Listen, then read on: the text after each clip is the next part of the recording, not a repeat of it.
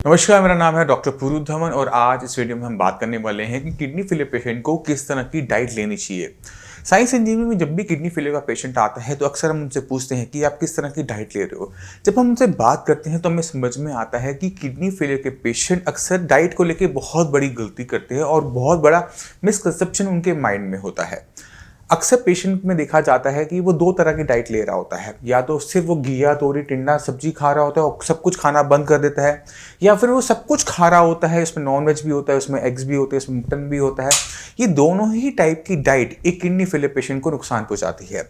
मगर सवाल ये होता है कि कैसे और किस तरह की डाइट हमें खानी चाहिए। तो पहले शुरुआत करते हैं कि ये जो डाइट है, जो डेफिशिट है सब चीज़ों के अंदर, प्रोटीन के अंदर, कार्बोहाइड्रेट के अंदर, जिसमें सिर्फ घिया तोरी टिंडा खा रहे हैं, ये किस तरह से बॉडी का नुकसान पहुंचा सकती है। जब हम कभी किसी पेशेंट को किसी भी रीज़न से सिर्फ घिया तोरी टिंडा खा रहा है तो घिया तोरी टिंडा हम बहुत लंबे टाइम तक नहीं खा पाते। हम देखते हैं कि पेशेंट पहले एक हफ्ता तो बहुत आराम से उसको खा लेता है, पर धीरे धीरे उसकी जो भूख है वो कम होनी शुरू होती है, वो खाना कम खाना शुरू करता है। जब वो खाना कम खाना शुरू करता है तो उसकी बॉडी वेट लॉस करना शुरू कर देती है, और जैसे वेट लॉस होना शुरू हो जाता है वहाँ पर किडनी के लेवल डाउन होने शुरू हो जाते हैं। यहाँ पे किडनी ठीक नहीं हुई, यहाँ से वेट डाउन हुआ, क्योंकि किडनी जो है वो आपकी मसल्स में बनता है, मसल्स में बनने वाला वेस्ट मटेरियल है। तो जब हम वेट डाउन करते हैं, जब हम खाना कम खाते हैं तो हमारा वेट डाउन हो रहा है। वेट डाउन कहाँ से हो रहा है? मसल से हो रहा है। तो हिंदी में कहावत है, ना होगा बांस ना बजेगी बांसुरी।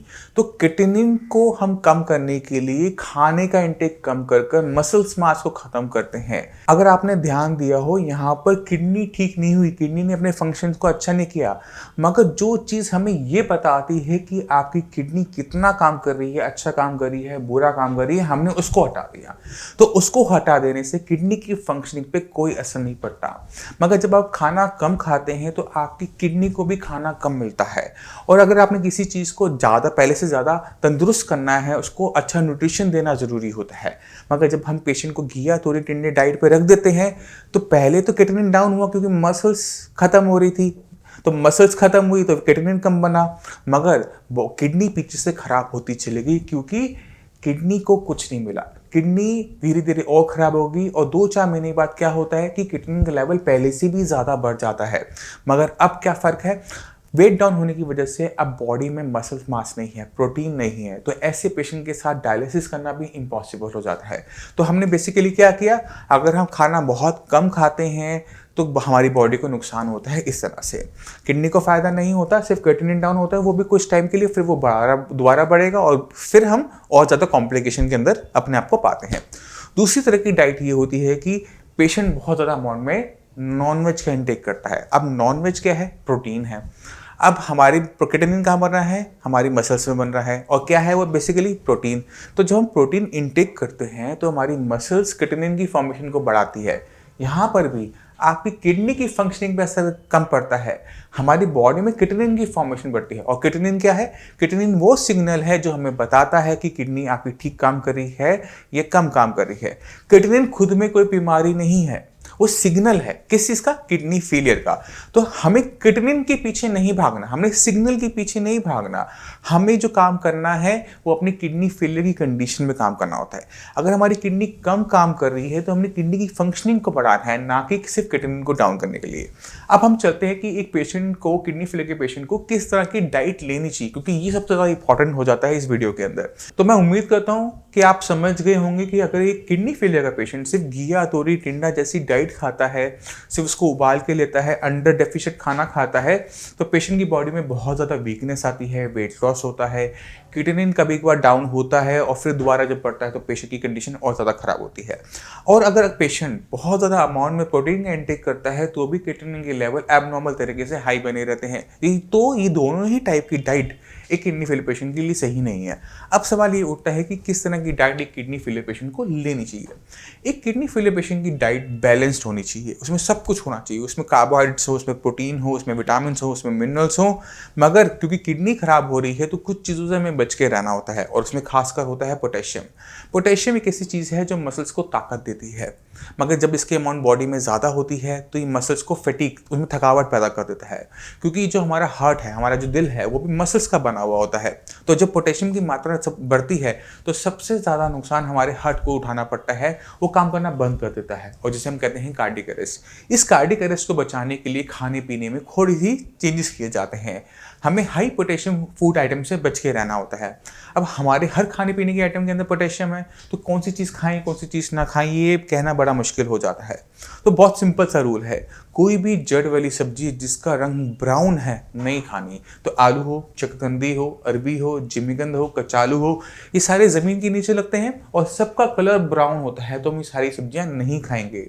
मगर ज़मीन के नीचे लगने बाकी वाली सब्जियां जैसे गाजर है, मूली है, प्याज है, शलगम है, हम ये खा सकते हैं, क्योंकि इनके अंदर पोटेशियम की मात्रा बहुत ज़्यादा नहीं होती।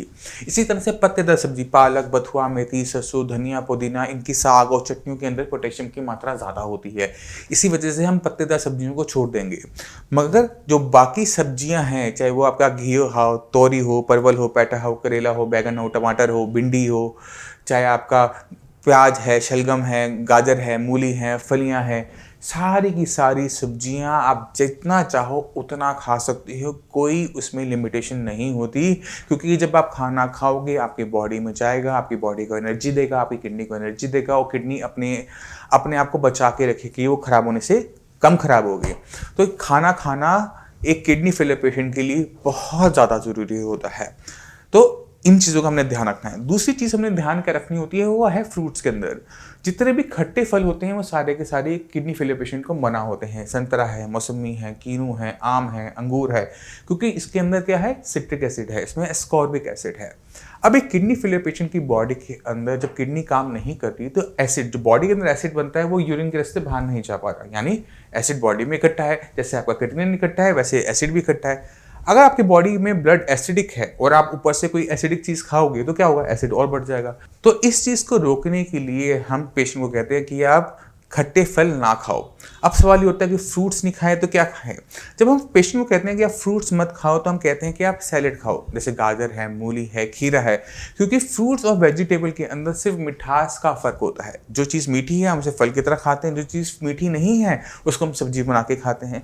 तो आप सैलेड फॉर्म में अपने जितने भी विटामिन हैं, मिनरल्स हैं जो हमें फ्रूट्स में मिलते हैं वो हमें वेजिटेबल्स के अंदर भी मिलते हैं, तो हम वहाँ से ले सकते हैं। दूसरा, कुछ फ्रूट्स ऐसे होते हैं जो एक किडनी फेलियर पेशेंट को अलाउड होते हैं, जैसे पपीता, जैसे चीकू, जैसे आपका एप्पल।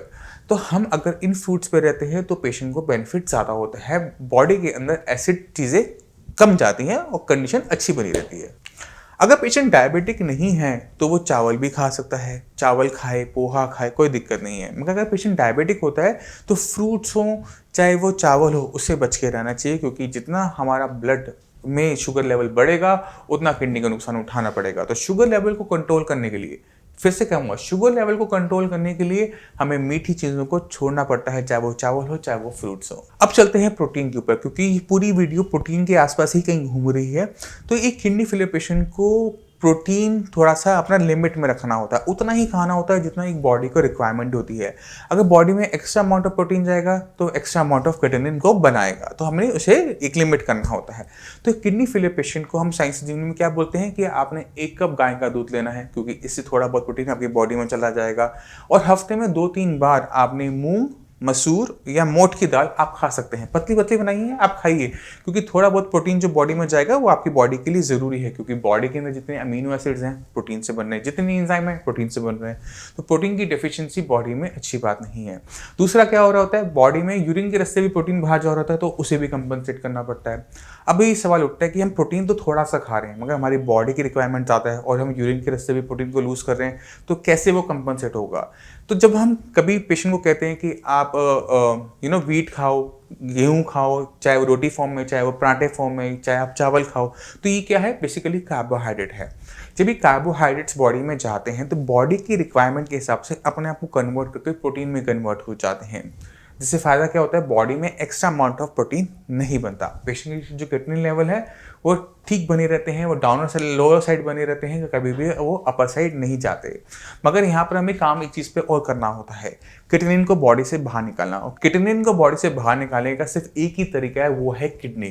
किडनी जितना अच्छा काम करेगी उतने अच्छे तरीके से आपके लेवल डाउन होंगे। तो किडनी फेलियर पेशेंट को समझना चाहिए कि खाना इंपॉर्टेंट है, खाना नहीं खाएंगे तो दिक्कत है, खाना ज़्यादा खाएंगे तो दिक्कत है, खाना ढंग से नहीं खाएंगे तो भी दिक्कत है।